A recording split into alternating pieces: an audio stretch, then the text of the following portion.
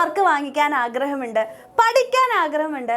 പക്ഷെ പഠിച്ചു കഴിഞ്ഞാൽ കുറച്ച് കഴിയുമ്പോഴേക്കും ഞാൻ പഠിച്ചതെല്ലാം മറന്നു പോകുന്നു.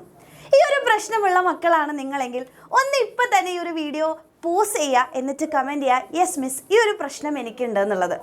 ആൻഡ് ഈ ഒരു വീഡിയോയിൽ നിങ്ങൾക്ക് അതിനുള്ള ഒരു സൊല്യൂഷൻ ആയിട്ടാണ് മിസ് വന്നിട്ടുള്ളത്.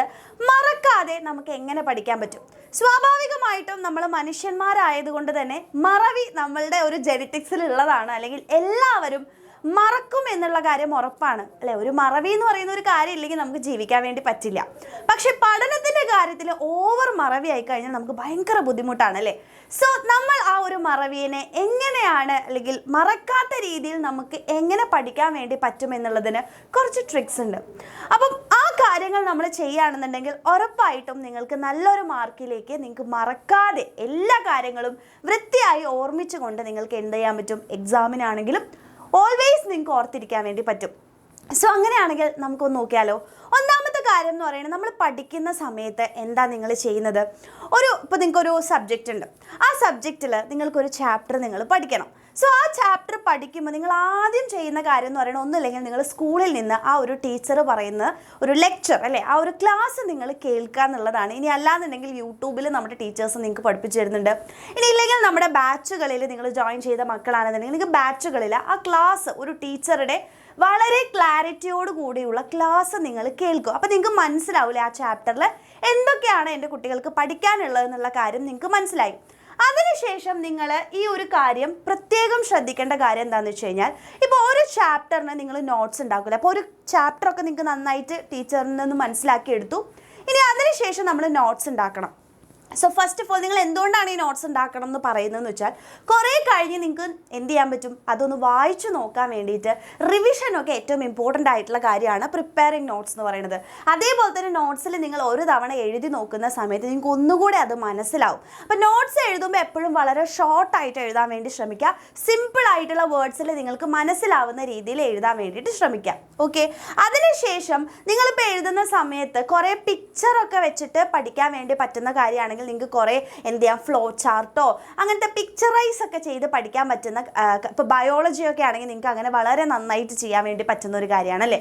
അപ്പോൾ അതിനൊക്കെ നിങ്ങൾ പിക്ചേഴ്സ് യൂസ് ചെയ്തിട്ട് പഠിക്കുക. ചാർട്ട്സ്, അതുപോലെ തന്നെ ഡയഗ്രംസ്, ഫ്ലോ ചാർട്ടുകളൊക്കെ നിങ്ങൾക്ക് എന്ത് ചെയ്യാൻ പറ്റും. ബേസിക് സയൻസിനൊക്കെയാണ് കൂടുതൽ സയൻസ് റിലേറ്റ് ചെയ്തിട്ടുള്ള, അതായത് അതിനാണ് നിങ്ങൾക്ക് ഏറ്റവും കൂടുതൽ ഈ കാര്യങ്ങൾ ഉപയോഗിക്കാൻ പറ്റുക. ഇപ്പോൾ സോഷ്യൽ സയൻസ് ഒക്കെ പഠിക്കുന്ന മക്കളാണെങ്കിലും നിങ്ങൾക്ക് ഈ ഒരു കാര്യം ഉപയോഗിക്കാൻ വേണ്ടി പറ്റും. ഓക്കെ, ഇനി അടുത്ത കാര്യം എന്ന് പറയുന്നത് ഹൈലൈറ്റ് ചെയ്യുക. ചിലപ്പോൾ എല്ലാ ആൾക്കാർക്കും ഹൈലൈറ്റ് ചെയ്യുന്ന ഇഷ്ടം ഉണ്ടാവില്ല. ബട്ട് ഹൈലൈറ്റ് ചെയ്യുമ്പോൾ എപ്പോഴും നിങ്ങൾ ഡിഫറെൻ്റ് ആയിട്ടുള്ള രീതിയിൽ ഹൈലൈറ്റ് ചെയ്യാം. ഹൈലൈറ്റർ മാർക്കേഴ്സ് ഉണ്ട്, അത് യൂസ് ചെയ്തിട്ട് ചെയ്യാം. ഇല്ലെങ്കിൽ നിങ്ങൾക്ക് വെറുതെ ഒരു റെഡ് ലൈൻ താഴെ അണ്ടർലൈൻ ചെയ്ത് വെക്കാം. അപ്പോൾ എന്തൊരു രീതിയിലാണെങ്കിലും ഇമ്പോർട്ടൻ്റ് ആയിട്ടുള്ള പോയിന്റ്സ് നിങ്ങൾ ജസ്റ്റ് ഒന്ന് അണ്ടർലൈൻ ചെയ്ത് വെക്കുകയാണെങ്കിൽ പിന്നീട് നിങ്ങൾക്ക് വായിക്കുമ്പോൾ അത് വളരെ ഈസി ആയിരിക്കും. സോ ഒരു ലെക്ചർ കേട്ട് കഴിഞ്ഞാൽ നിങ്ങൾ ആദ്യം ചെയ്യേണ്ട ഈ ഒരു കാര്യം, നോട്ട്സ് ഉണ്ടാക്കുന്ന സമയത്ത് ഇത്രയും കാര്യങ്ങളൊക്കെ ഒന്ന് ശ്രദ്ധിച്ചിട്ട് നോട്ട്സ് ഉണ്ടാക്കുക. അപ്പോൾ നിങ്ങളുടെ രണ്ടാമത്തെ പാർട്ട് കഴിഞ്ഞു. ഇനി അടുത്ത കാര്യം എന്ന് പറയുന്നത്, സ്വാഭാവികമായിട്ടും ഇത് കഴിഞ്ഞ് നിങ്ങൾ ഡ്രോപ്പ് ചെയ്ത് പോവുകയാണെന്നുണ്ടെങ്കിൽ 2 ദിവസം കഴിയുമ്പോഴേക്കും നിങ്ങൾ ഈ കാര്യം മറന്നിട്ടുണ്ടാവും. സോ അടുത്തത് നമുക്ക് ചെയ്യാൻ വേണ്ടി പറ്റുന്ന കാര്യം എന്ന് പറയുന്നത്, ഇതിനെ നമുക്ക് മനസ്സിലായിട്ടുണ്ടോ എന്ന് നമുക്ക് മനസ്സിലാവണം. അതിന് വേണ്ടിയിട്ട് നിങ്ങൾ ടെക്സ്റ്റ് ബുക്ക് വായിക്കേണ്ടി വരും, അല്ലെങ്കിൽ നോട്ട്സ് വായിക്കുന്ന സമയത്ത് ഒന്നുമില്ലെങ്കിൽ ഉറക്കെ ഒന്ന് വായിച്ചു നോക്കാം. ഓക്കെ, ചില ആൾക്കാർക്ക് ഉറക്കെ വായിക്കുന്നത് ചിലപ്പോൾ ഇഷ്ടമുണ്ടാവില്ല. അങ്ങനെയാണെങ്കിൽ മൈൻഡിൽ വായിച്ചു നോക്കുക. അതിനുശേഷം നിങ്ങളൊരു കുട്ടീനെ മനസ്സിലാക്കിപ്പിക്കുന്നത് പോലെ നിങ്ങൾ അതൊന്ന് പറഞ്ഞു നോക്കുക. That is teach as A teacher. അതായത് ഒരു ടീച്ചർക്ക് ഒരു കുട്ടീനെ പറഞ്ഞ് മനസ്സിലാക്കുമ്പോൾ അത്രയും അണ്ടർസ്റ്റാൻഡിങ്ങോടുകൂടെ മാത്രമേ നമുക്കൊരു സാധനം പറഞ്ഞ് മനസ്സിലാക്കാൻ പറ്റുള്ളൂ. സോ നിങ്ങൾ എന്ത് ചെയ്യുക, ഒരു കാര്യം വെറുതെ ചുമര് നോക്കിയിട്ടാണെങ്കിലും നിങ്ങൾ പഠിച്ചിട്ടുള്ള കാര്യം ഒന്ന് എന്ത് ചെയ്യുക, ഇപ്പോൾ കുറേ സമയം നമുക്കുണ്ടല്ലേ, അതൊന്ന് പറഞ്ഞ് മനസ്സിലാക്കുക. അതർവൈസ് അപ്പോൾ നിങ്ങൾക്ക് ആ കാര്യം കൃത്യമായിട്ട് പറയാൻ പറ്റുന്നുണ്ടെങ്കിൽ അതിനർത്ഥം നിങ്ങൾക്ക് നന്നായിട്ട് മനസ്സിലായിട്ടുണ്ടെന്നാണ്. സോ എന്ത് ചെയ്യുക, ടീച്ചറിനെ പോലെ ഒന്ന് പഠിപ്പിക്കാൻ വേണ്ടിയിട്ട് ശ്രമിച്ചു നോക്കുക. ഇനി അതിനുശേഷം എന്ന് പറഞ്ഞു കഴിഞ്ഞാൽ, നമ്മൾ പഠിക്കുന്ന സമയത്ത് ഓരോ സാധനങ്ങളെയും ലിങ്ക് ചെയ്യാൻ വേണ്ടി പറ്റും അല്ലെ. ഒരു ചാപ്റ്റർ ആണെങ്കിൽ അതിൻ്റെ കണ്ടിന്യൂവേഷൻ ആയിരിക്കും, അല്ലെങ്കിൽ അതിന് ലിങ്ക്സ് ഒക്കെ ഉണ്ട്. അപ്പോൾ ഓരോ കാര്യങ്ങളും നിങ്ങൾ ലിങ്ക് ചെയ്ത് പഠിക്കാൻ വേണ്ടി നോക്കുക. ട്രിക്കുകൾ അല്ലെ, ഇപ്പോൾ ടീച്ചേഴ്സൊക്കെ ആണെങ്കിൽ നിങ്ങൾക്ക് ഓൾറെഡി നമ്മുടെ ടീച്ചേഴ്സൊക്കെ നിങ്ങൾക്ക് ട്രിക്സൊക്കെ അടിപൊളിയായിട്ട് പറഞ്ഞു തരുന്നുണ്ട്. സോ ട്രിക്സൊക്കെ യൂസ് ചെയ്ത് പഠിക്കുമ്പോൾ നിങ്ങൾക്ക് ഓർമ്മ നിൽക്കാൻ വേണ്ടിയിട്ട് എപ്പോഴും നല്ലതാണ്.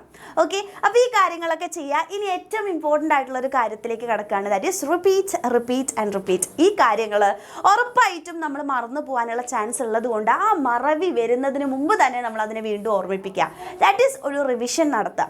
ഇത് നിങ്ങൾ ഇങ്ങനെ കണ്ടിന്യൂ ചെയ്ത് പോവുകയാണെന്നുണ്ടെങ്കിൽ ഉറപ്പായിട്ടും എൻ്റെ കുട്ടികൾ എന്ത് ചെയ്യില്ല, അത് മറക്കില്ല എന്നുള്ള കാര്യം മനസ്സിലാക്കുക.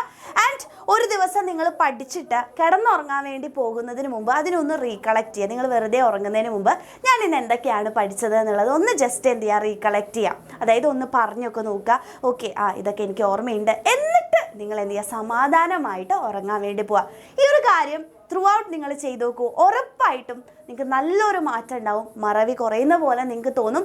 ആ ഒരു കോൺഫിഡൻസിൽ നിങ്ങൾക്ക് മുന്നോട്ട് നീങ്ങാൻ വേണ്ടി പറ്റും.